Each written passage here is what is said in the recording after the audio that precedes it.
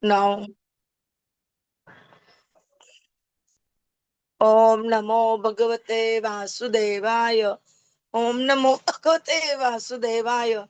Om Namo Bhagavate Vasudevaya. Narayanam Namaskritya Naram Chaiva Narottamam Devim Sarasatim Vyasam Tatajam Udire Nashtaprayeshu Bhadreshu Nityam Bhagavata Sevaya Bhagavati Uttama Shloke Bhaktir Bhavati Nishtiki. Hare Krishna.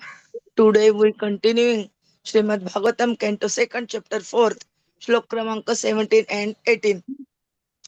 Tapasvinah Danapara Yashasvinah तपस्विनः दानपरा यशस्विनः Manasvinah Mantravidah Sumangalaha मनस्विनः मन्त्रविदः सुमङ्गलाः Kshemam Navindanti Vinayat Arpanam क्षेमं न विन्दन्ति विना यत् अर्पणम् Tasmai Subhadrashravase Namaha Namaha तस्मै सुभद्रश्रवसे नमः नमः Kirāta Āndhra Pulinda Pulkaśa किरातहूण आन्ध्रपुलिन्दपुल्कषाः Ābhīra Śumbha Yavana Khasa Ādaya आभीरशुम्भा यवनः खास आदयः ये अन्य च पापा यत् अपाश्रय आश्रयाः ये अन्य च पापा यत् अपाश्रया आश्रयाः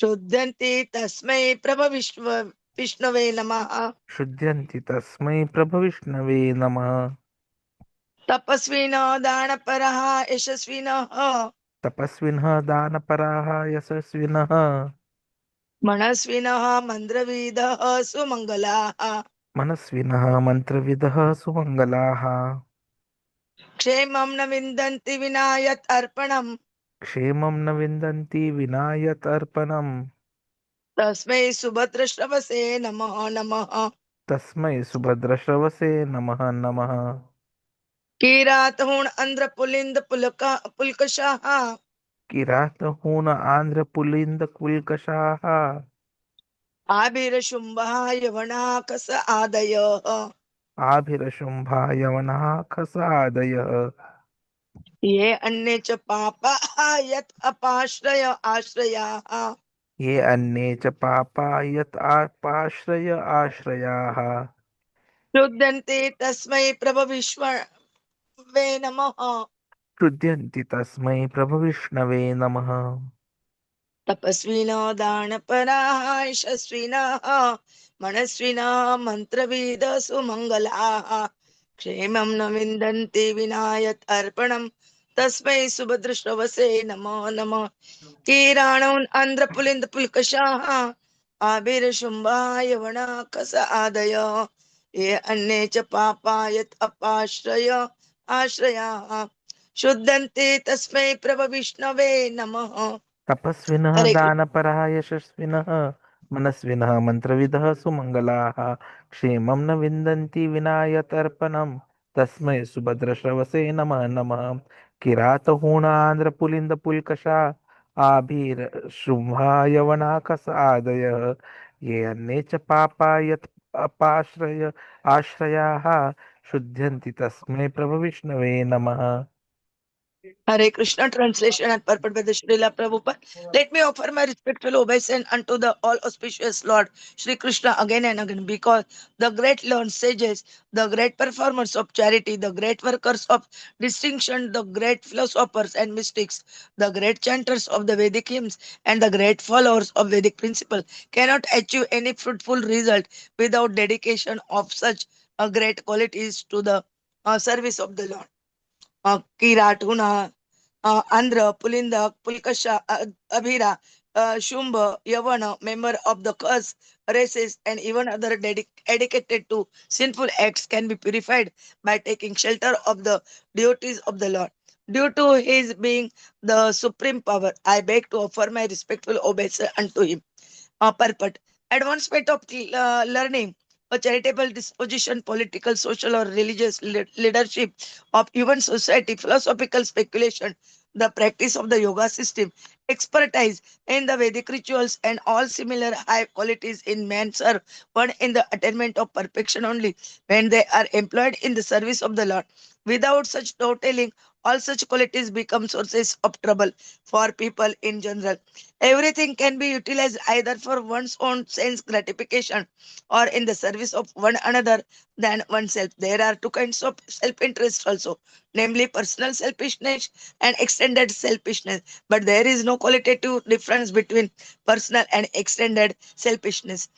They for personal interest or for the family interest is of the same quality, namely criminal.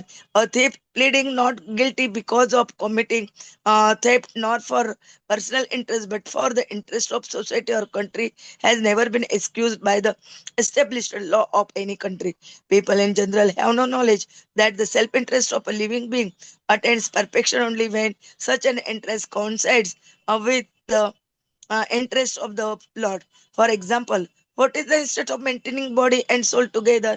One earns money for maintenance of the body, personal, social, but unless there is God consciousness, unless the body is being properly maintained to realize one's relation with God, all good efforts to maintain body and soul together are similar to the attempts of the animals to maintain body and soul together. The purpose of maintaining the human body is different from that of the animal. Similar advancement of learning, economic development, philosophical research, study in the Vedic literature, or even the execution of past activities like charity, opening of hospitals, and the distribution of food grains should be alone in relation with the Lord. The aim of all such acts and endeavors must be the pleasure of the Lord and not satisfaction of any other identity. Individuals or collective Sansiddhi Haridoshanam.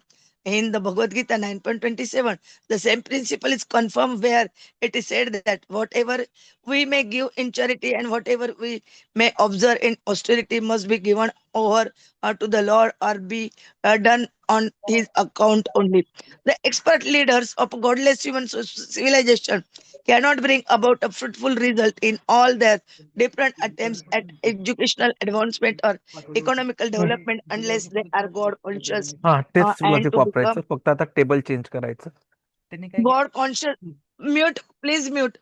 Conscious one has to hear about all auspicious Lord as he is described in literature like the Bhagavad Gita and Srimad Bhagavatam. Uh, Kirat, a province of old Bharat, was mentioned in the Bhishma Parva or Mahabharat.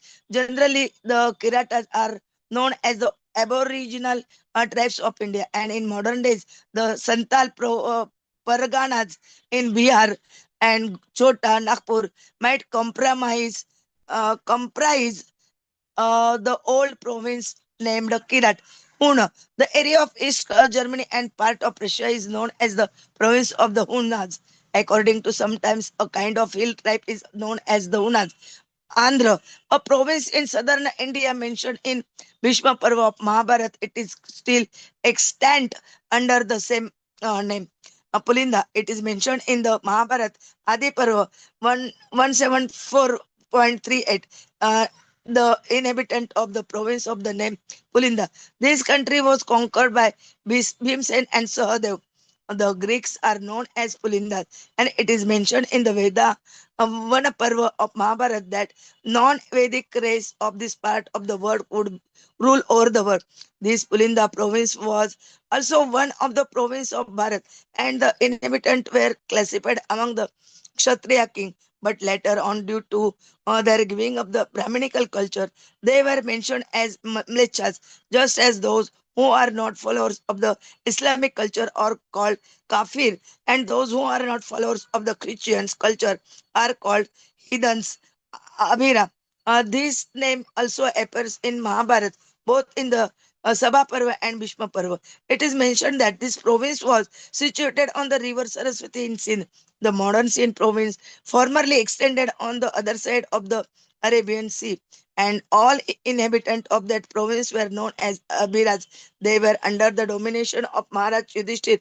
And according to the statement of Markandeya, the Mlecha of this part of the world would also rule over Bharat. Later on, this proved to be true, as in the case of the Pulindas. On behalf of the Pulindas, Alexander the Great conquered India, and on behalf of the Abhiras, Muhammad Ghori conquered India. These Abhiras were also formerly Kshatriyas within the Brahminical culture, but they give up the connection. The Kshatriyas who were afraid of Parshuram and had hidden themselves in the Caucasus hilly region later on become known as the Abhiras, and the place they inhabited was known as Abhiradesh. Shumbas and or Kankas, the inhabitant of the Kanka province of Old Bharat, mentioned in the Mahabharata. Yavanas. Yavan was the name of the one son of Maharaj Yayati, who was given the part of the word known as Turki to rule. Therefore, the Turkas or Yavanas, due to being descendants of Maharaj Yavana, the Yavans were therefore Kshatriyas, and later on, by giving up the Brahminical culture, they became Mlecha Yavanas. Description of the Yavanas are in the Mahabharata, Adi Parva 85.34. Another prince called Turvasu was also known as Yavan, and his country was conquered by Sahadev, one of the Pandavas. The Western Yavan joined with Duryodhana in the battle of Kurukshetra under the pressure of Karna. It is also told that these Yavanas also would conquer India, and it proved to be true. Khasa, the inhabitant of the Khasdesh, are mentioned in the Mahabharata Drona Parva. Those who have a stunt growth of hair on the upper lip are generally called Khasas. As such, the Khasa are the Mongolians, the Chinese, and other who are so designated. The above mentioned historical names are different nations of the world. Even those who are constantly engaged in sinful acts are uh, corrigible corrigible to the standard of perfect human being if they take shelter of the devotees of the Lord. Jesus Christ and Muhammad, two powerful devotees of the Lord, have done tremendous service in on behalf of the Lord on the surface of the globe. And from the version of Srila Shukdev Goswami, it appears that instead of running a godless civilization in the present context of the world situation, if the leadership of world affair is entrusted to the devotees of the Lord, for which a worldwide organization under the name and style of International Society for Krishna Consciousness has already been started. Then, by the grace of the Almighty Lord, there can be a thorough change of heart in human being all over the world because the duties of the Lord are able authorities to effect such a change by purifying the dust one minds of the people in general.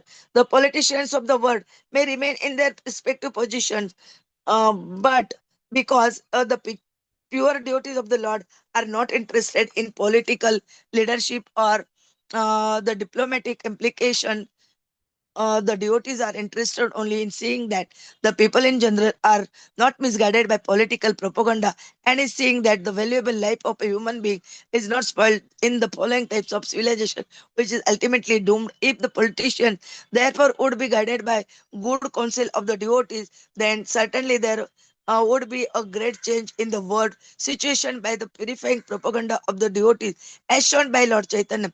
As Shukdev Goswami began his prayer by discussing the word Yata Kirtanam. So also Lord Chaitanya recommended that simply by glorifying the Lord's holy name, a tremendous change of heart can take place by which the complete misunderstanding between the human nation created by politicians can at once be extinguished. And after the extinction of the fire of misunderstanding, other profits will follow. The destination is to go back home, back to Godhead, as we have several times discussed in these pages. According to the cult of devotion, generally known as the Vaishnava cult, there is no bar against anyone advancing in the matter of God realization. A Vaishnava is powerful enough to turn into a Vaishnava, even the Kirāta, etc. As above mentioned in Bhagavad Gita 9.32, it is said by the Lord that there is no bar to becoming a devotee of the Lord, even for those who are low born or women, Shudras or Vaishyas. By becoming a devotee, anyone is eligible to return back home, back to Godhead. The only qualification is that one takes shelter of a pure devotee of the Lord who has thorough knowledge in the transcendental science of Krishna, Bhagavad Gita and Srimad Bhagavatam. Anyone from any part of the world who becomes well conversant in the science of Krishna becomes a pure devotee and spiritual master for the general mass of people and may reclaim them by purification of heart. Though a person be even the most sinful man, he can at once be purified by systematic contact with a pure Vaishnava. A Vaishnava therefore can accept a bona fide disciple from any part of the world without any consideration of caste and creed, and promote him by regulative principle or to the status of a pure Vaishnava who is transcendental to Brahminical culture, the system of caste or Varnashram Dharma, is no longer regular even amongst the so-called followers of the system, nor is it now possible to re-establish the institutional function is the present context of social, political, economic revolution without any reference to the particular custom of country. One can be accepted to the Vaishnava cult spiritually, and there is no hindrance in the transcendental process. So, by the order of the Lord Sri Chaitanya Mahaprabhu, the cult of Srimad Bhagavatam or the Bhagavad Gita can be preached all over the world, reclaiming all person willing to accept the transcendental cult. Such cultural propaganda by the devotees will certainly be accepted by all persons who are the same reasonable and inquisitive without any particular bias for the custom of the country. The Vaishnava never accept another Vaishnava on the basis of birthright, just as he never thinks of the deity of the Lord in a temple as an idol. And to remove all doubt in this connection, Srila Shukdev Goswami has invoked the blessing of the Lord. So, who is all powerful? Um, Prabha Vishnave Namaha, as the all-powerful Lord accept the humble service of his devotee in devotional activities of the Archana. He is formed as the worshipable deity in the temple. Similarly, the body of a pure Vaishnava changes transcendently at once when he gives himself up to service of the Lord and is trained by qualified Vaishnava. The injection of a Vaishnava regulation in this connection runs as follows.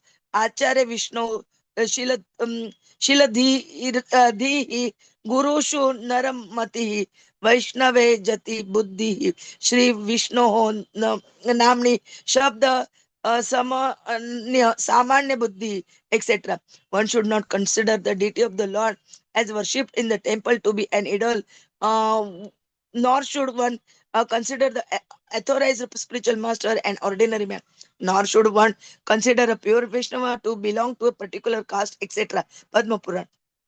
The conclusion is that the Lord, being all powerful, can under any or every circumstance accept any one from any part of the world, either personally or through his bona fide manifestation as the spiritual master.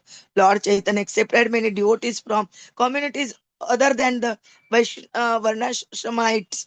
Uh, Varnashramites, and he himself declared to teach us that he does not belong to any caste or social order of life, but that he is the eternal servant of the Lord who maintains the damsels of Vrindavan, Lord Krishna. That is the way of self-realization. ॐ अज्ञानतिमिरन्दस्य ज्ञानाञ्जनशलाकया चक्षुर्मिलितं येन तस्मै श्रीगुरवे नमः। श्रीचैतन्यमनोभीष्टं स्थापितं येन भूतले स्वयं रूप कदा मह्यं ददाति स्वपदान्तिकं। वन्देऽहं श्रीगुरो श्रीयुतपदकमलं श्रीगुरून् वैष्णवाञ्च श्रीरूपं साग्रजातं सगण रघुनाथान्वितं तं सजीवं साद्वैतं सावधूतं परिजनसहितं कृष्ण चैतन्य देव श्री राधा कृष्ण पादान सगण ललिता श्री विशाखान्वितांच नमो ओम विष्णुपदाय कृष्ण पृष्ठाय भूतले श्रीमते भक्ति वेदांत स्वामिनिति नामिने नमस्ते सरस्वते देवे गौरवाणी प्रचारिणे निर्विशेष शून्यवादी पाश्चात्य देश तारिणे वाञ्छा कल्पतरुभ्यश्च कृपा सिन्धुभ्य एव च पतितानां पावनेभ्यो वैष्णवेभ्यो नमो नमः। जय श्री कृष्ण चैतन्य प्रभु नित्यानंद श्री अद्वैत गदाधर श्रीवासादि गौर भक्त वृंद हरे Krishna Krishna Krishna Hare Hare Hare Ram Ram Ram Hare Hare Hare Krishna Krishna Krishna Hare Hare Hare Ram Ram Ram Hare Hare Hare Krishna. We try to understand Srimad Bhagavatam, Canto 2nd, Chapter 4, the process of creation, Shloka number 17 and 18. In this shloka, they describe about the great followers of Vedic principle cannot achieve any fruitful result without taking dedication is great qualities to the service of the God. And in 18 shlokas, they're giving about so many so many provinces like and resident of their what their names and how are they. Prabhuji will tell us is nicely. Hare Krishna. Hare Krishna. So the main message, as Mataji was just saying, is that all human qualities, endeavors, whether it is learning, charity, leadership, philosophy, ritual, pious acts, all of these can attain to perfection only when dedicated to service of Krishna. And without this dedication, the qualities can become sources of trouble or self-interest. The very first point which comes out is that the purpose of human qualities and actions, all talents, virtues, they have to be used in service of God. Selfishness, whether it is at personal level or collective level, is ultimately of the same quality and not spiritually beneficial. Maintaining human body is meaningful only when used to realize the relationship with God. Otherwise, it is no better than animal life. And that is where, through purport, Prabhupada tries to explain to us the universal eligibility of our devotion.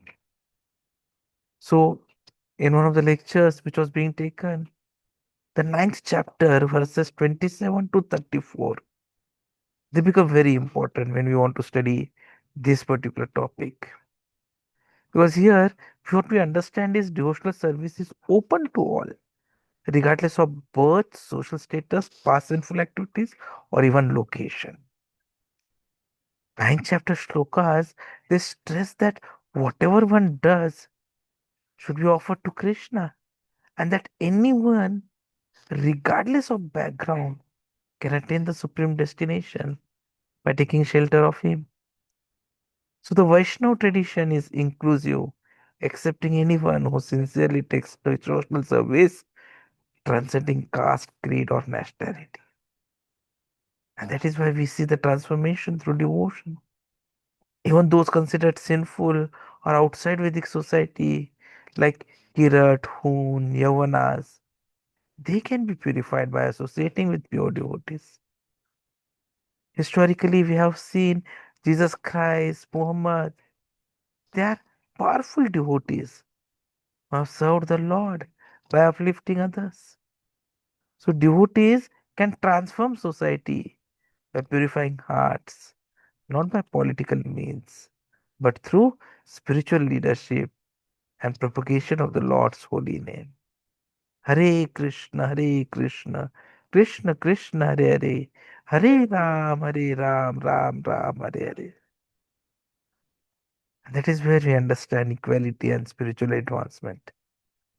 There is no distinction between higher and lower classes in devotional service.